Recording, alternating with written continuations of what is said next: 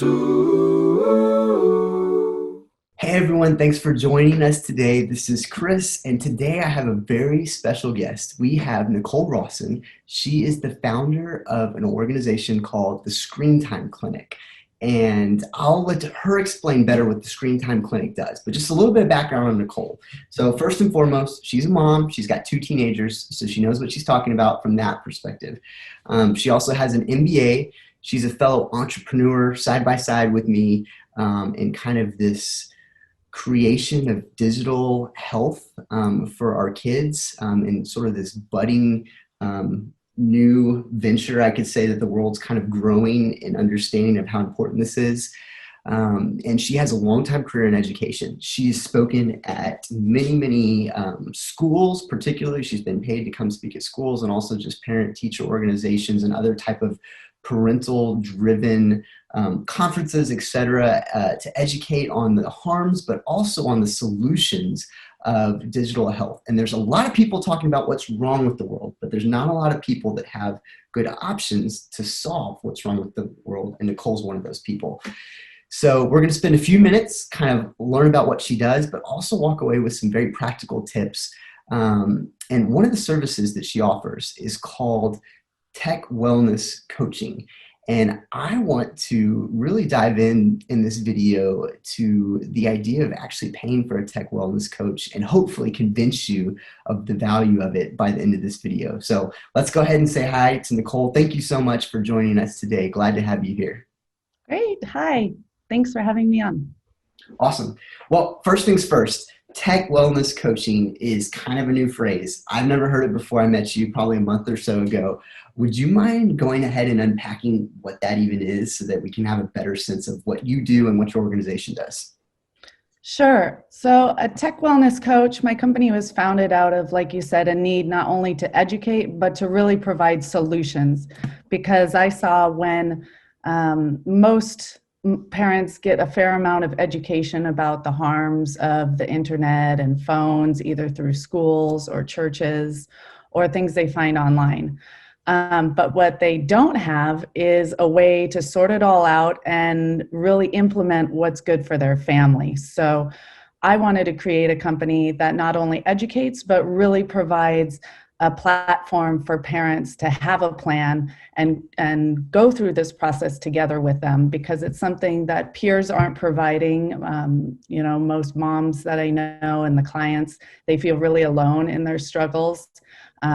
Therapy is very expensive, and most therapists aren't specialized in creating a tech wellness plan and having the tools to really make change in homes. So we focus around each family, what makes a difference for them, and create little changes at a time, either right from the beginning before children have access to technology, or as an intervention when they're teenagers and parents suddenly realize, wow, this is really a problem, and it's not too late to change. So we provide hope and empowerment that they can stay on the right path and really make changes that will last a lifetime, because the brain is developing until children are in their mid-20s. So it's really important to take action now while the children are still under the parents' influence.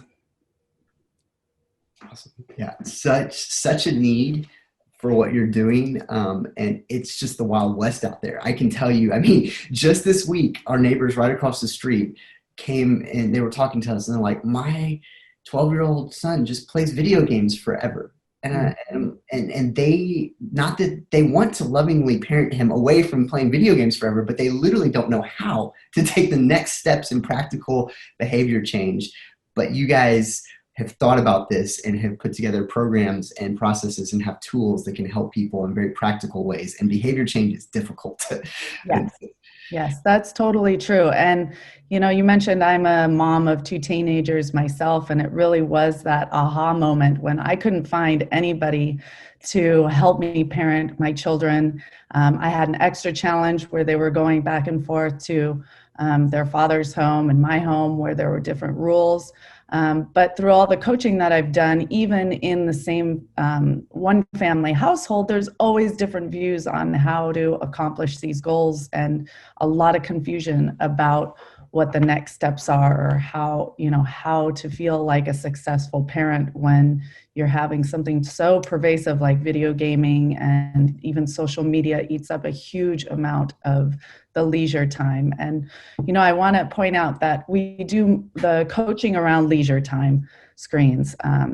There's no kids that I've met yet that are addicted to online learning, so parents don't need to be terribly concerned about the online learning time in front of screens. It is better, especially for younger kids, of course, to be in person when they're learning, and there's a lot of research about that too.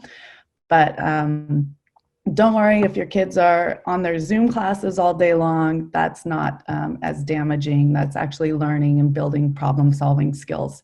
But we're talking about managing the problematic leisure time that really interferes with doing other things and healthy child development. Awesome. So yeah, we've always said technology isn't inherently evil or good, but there's a whole lot of things that we just need to unpack. It's very sophisticated, it's complicated. So let's dive into it. Awesome. Okay, so I'm curious. This is really kind of a new field, honestly, this whole idea of mental digital health. So who are the people that you found so far that are most interested in your coaching services? Who are the people that are growing and understanding and valuing what you're providing at this point right now? So the parents that actually have the privilege of being around their children during their leisure time, that aren't, maybe they're working from home, or they have a 9 to 5 or a even earlier job where they can actually physically see their children not doing things and only being on technology. So those parents are the ones that are realizing just from their own observations that this is a problem, and it's not normal for children just to be in front of a video gaming system, or laying on the couch, or isolating themselves in bedrooms for hours and hours on end. And it's really those type of parents that want to be more proactive and realize we're not here to convince you that there is a problem. We're here to help parents that already realize there is a problem, and come up with some actionable solutions, little steps that will make a big difference. Yeah, so it's not so much the out of sight, out of mind people. They're not really aware of the problem yet. It's really people that are actually pretty engaged with their kids, or actually starting to realize, whoa, they're looking over their shoulder and they're seeing there's something really scary here. I think we need to unpack this, and they reach out to you. Yes, exactly. Awesome. So why do you think, that's the group that you've seen sort of come to the surface. What do you think are the big things that are driving them to seek outside help here? Well, you want to be proactive, and you want your children to develop good skills. And the more interactions that children have, the more opportunities they'll have in the future. So that's why, a lot of times you want your children to go to college or go to a trade school and learn different skills, because it's not that that one particular class will give them all sorts of knowledge. It's the many different experiences that build up over time that spark interest and passion and open up new doors. And when children are isolated or just messaging online, it's eroding these experiences and skills that they can use later on in life. So I don't know if that kind of answered your question, but that's definitely what we're seeing, why parents are being more proactive about seeking help to counteract the leisure screen time. Cool. So one of the kind of common things I know with counselors or mental health professionals, a lot of times people don't engage with them because they're scared of what they don't know. It's like this nebulous thing. Oh, I walk into a room and I sit down on a couch, and they don't know what happens after that. And oftentimes they don't engage with the counselor because of that. It's that fear of the mystery. And so I want to unpack that mystery, at least regarding your services. Would you mind taking a little bit more time to explain, hey, here's the type of different things we offer, here's how much it costs, just so people have a good sense and they could actually have a vision to take the next steps with you guys if they wanted to engage with you guys? Right, that's true. And just like therapy, a lot of people are hesitant to get therapy or have a personal trainer. We compare our services to that a lot also. But there's not a stigma. It's more of a proactive approach that we're looking at. And so parents come to us and they're confused and a lot of times very frustrated or deflated. But often we have parents that come too that I meet with and they're doing great and they just need a little bit of tweaking, but they need the support of like, oh my gosh, am I doing the right thing? Because it is very, very wearing to do it on your own. So even the parents that we see are doing the right things and just need a little bit of support, they are tremendously grateful to have someone that's not in their peer group to give them some expert pat on the back or little tips here and support their parenting efforts, because parenting is very difficult and it's gotten more difficult with the internet being so invasive in our homes. So parents come to us either with a wide variety of needs proactively or more intervention. And we have one-on-one coaching that will really, and that runs like $130 an hour.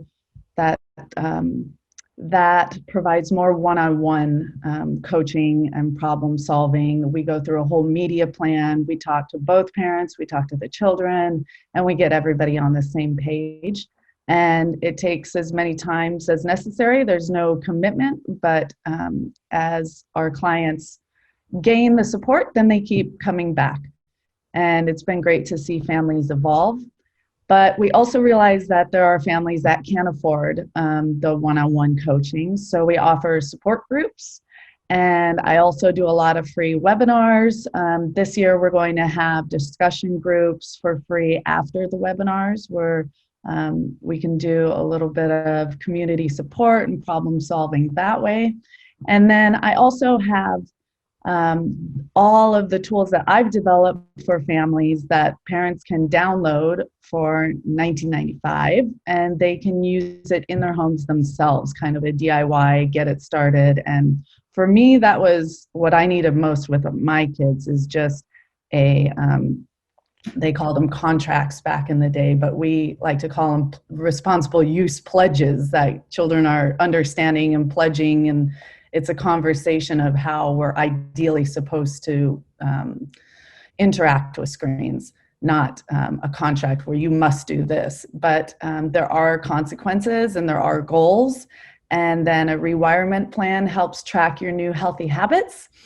And if they want to download, that's a 45-page family wellness guide. If they want to download that and do it all on their own for less than $20, that's a really great option too, that I highly recommend. Because if you scour the internet, there aren't comprehensive technology pledges or contracts. There's some very general ones. There's some examples of how to do one for your family. But parents get in such a frozen like deer in the headlights and they just don't know what to do. It's really hard to come up with a technology pledge or contract on your own. And we've gone through great lengths to cover all the bases on the expected behavior and covers all the talking points that sometimes parents don't even realize, like pornography and bullying and racist rhetoric, and the consequences of those are, misdemeanors, felony of sharing sexually explicit photos with children under age 18. So there's a lot of real serious ramifications that our online guide that they can download covers. And we certainly cover that in our one-on-one coaching and in the group coaching also. So whatever fits your needs and your budget, we can help you. Awesome. Yeah. So people just want to start getting to know you. There's free webinars, there's community chats after the webinars, $19.95, and you get really kind of the boiled down, condensed, hey, in a nutshell, here's the high level stuff that we've seen has been common trends that are dangerous and common responses. And here's some good, healthy ways, at least to get started on this. Yep. And then for $130 an hour, we get connections to one of your coaches or with you possibly, and to really dive in with our family, specifically putting together plans on challenges that we're facing. It's kind of, that's sort of the good overview, right? Exactly. Exactly. You got it. Awesome. Much less mysterious. Thank you. So one of the questions I have, as you're looking at this, it's easy to Google stuff. I mean, 1,000 solutions out there, but I want to know just off the top of your head, what have been the things that have risen to the top as being actually effective in changing habits and behavior? I mean, this is hard. This is really, really hard stuff to change habits and behavior. As you've sifted through so many options out there, what's kind of risen to the top? Exactly. And that's the crux of all the coaching. It's not shaming. It's not saying you have to do this. And above all, what we coach parents is that you can't teach motivation, especially not to teenagers or young adults, because that part of the brain just hasn't developed and it's not motivating for them to delay gratification. So instead of focusing on the motivation and saying like, you're addicted, you have a problem, you need to change, we put in small steps and change small habits so that, when they walk in the house, you set your phone in the basket when you come in, and then you mindfully use it, or you ask a parent if you can, depending on the ages, but little steps, putting alarms on their phone when they need to be off of their devices, or using routers or parental controls that just shut off the internet. So it's like retraining, just like you would anything, an animal or a small person, but to get these little habits really scaffold with their life so that they're not relying on their parents to say, you need to put down the phone and wash the dishes, to really scaffold their life and say, okay, at 5 o'clock, we're going to do 30 minutes of cleanup. And when the sun goes down, that's your prompt to take a shower. So there's a whole list of things that we help parents figure out what works for their family, and the little changes, even putting a phone in the bin when you go to bed at a specific time. 9 o'clock, there's no more phones. There really is nothing good that comes being on a phone after 9 o'clock for kids. So we encourage them to set some hard habit building timelines like that. And then, kids are bored. Maybe they'll read a book, maybe they won't, but they will go to sleep, especially when that becomes more of a habit. So the successful habits are little bits at a time without trying to convince them, just building that into their routine.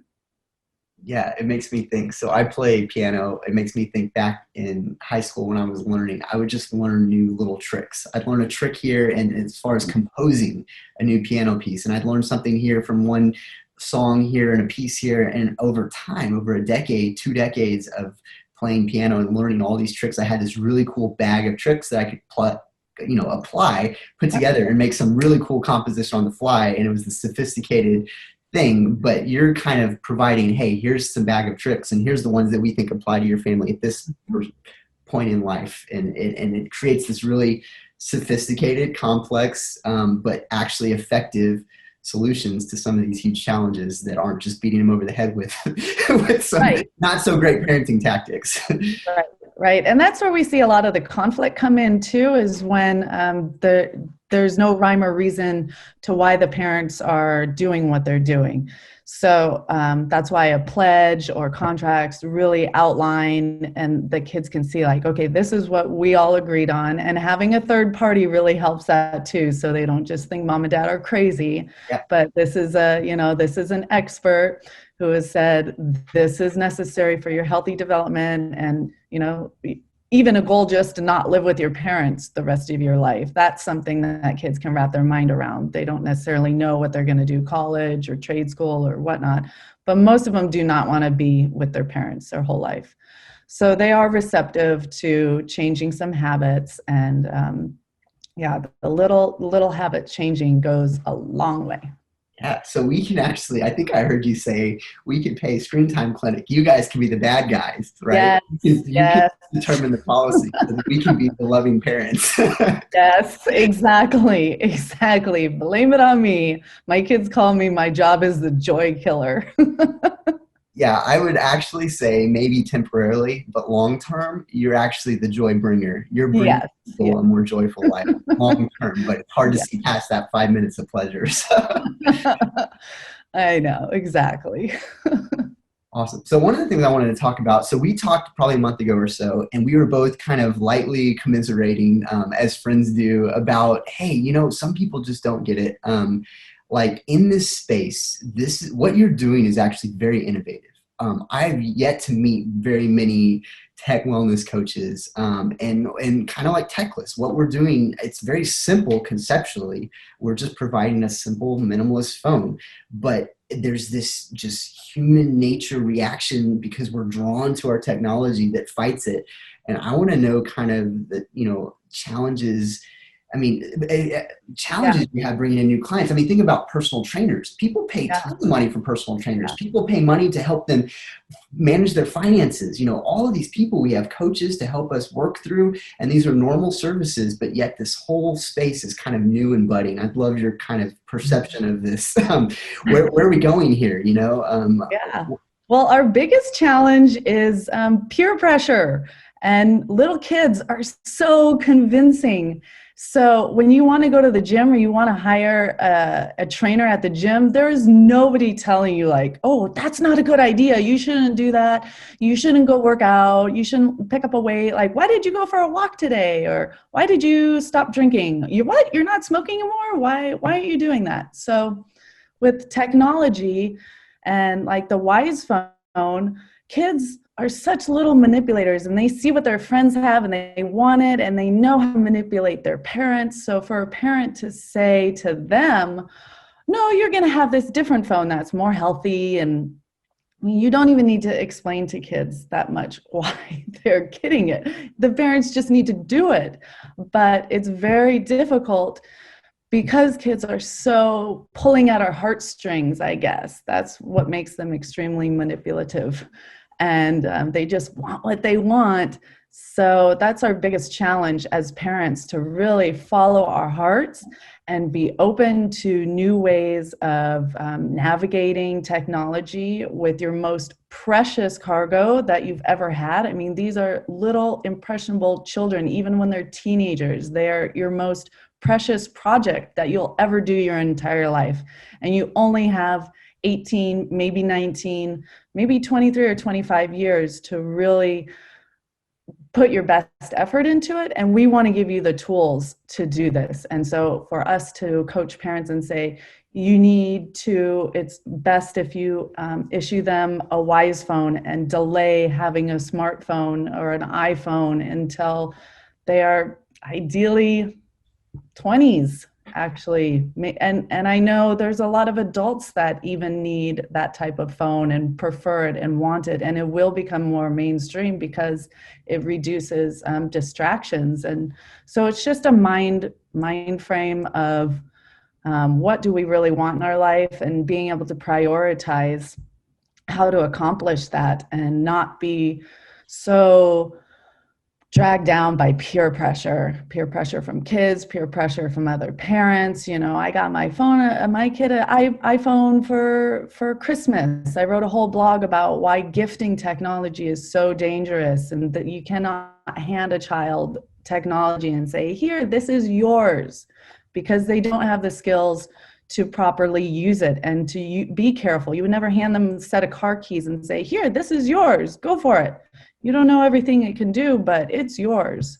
So we really need to be more cautious and have a better compass that I think will grow in time as the top is reached and people are seeing the negative consequences. And it's not just a quick fix by the pandemic. It's something that we need a long-term solution for our humanity. Yeah, and the good news is I see a light at the end of the tunnel. I mean, socially, people are starting to realize how destructive this is. I mean, Silicon Valley execs are not letting their kids near this technology that they're Right. making themselves. I mean, there's articles coming out daily just talking about how dangerous this is. And I kind of feel like we're on the bleeding edge of the health food movement when Whole Foods first launched, and the only people that went and shopped organic were the weird ones that smelled funny, and they just like, oh, you're Exactly. um, Exactly. That's a but great it's starting to become more thought. mainstream. And at the end of the day, I think people realize like, hey, we need to tell a tech wellness coach because, or tools like Wisephone or things like this. We need to start thinking about this because it's about our relationship. And we're starting to see that Yeah. that relationship start to deteriorate because of our technology. And this is like our purpose in life is to be in relationship with one another. Um, Right. and so I would just, everyone that's watching this, I would just ask you to consider for the first time in your life, possibly this new type of coaching service. And if you think about it in this light, I mean, would you pay for a personal trainer? Would you pay for someone to help you manage your money, this powerful tool that you've been given? And would you pay someone to help manage your mental health, your digital health as it relates to your family? And it's not that expensive. I mean, an hour of therapy, which is it's reactive to the harms of things that's going on here. I mean, just a few hours with Nicole or her team could make a huge difference in the life of your family.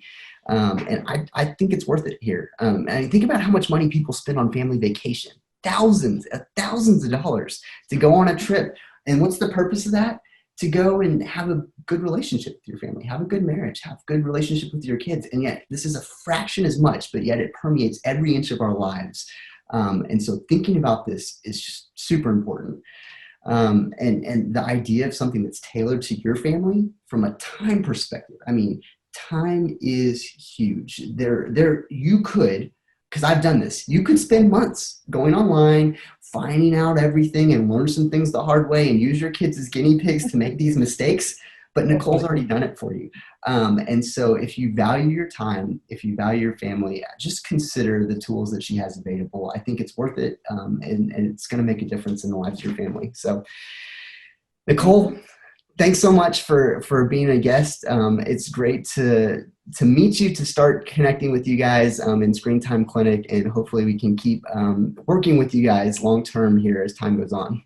Definitely. Thanks so much for having me on today. And hopefully we'll see a lot of great changes in 2021. Awesome. If you haven't yet, make sure that you like Techless, subscribe to our videos if you're looking for more content like this. Who knows, we might have Nicole back again. She's just a wealth of information. But thank you guys again for everything and have a great day. Bye.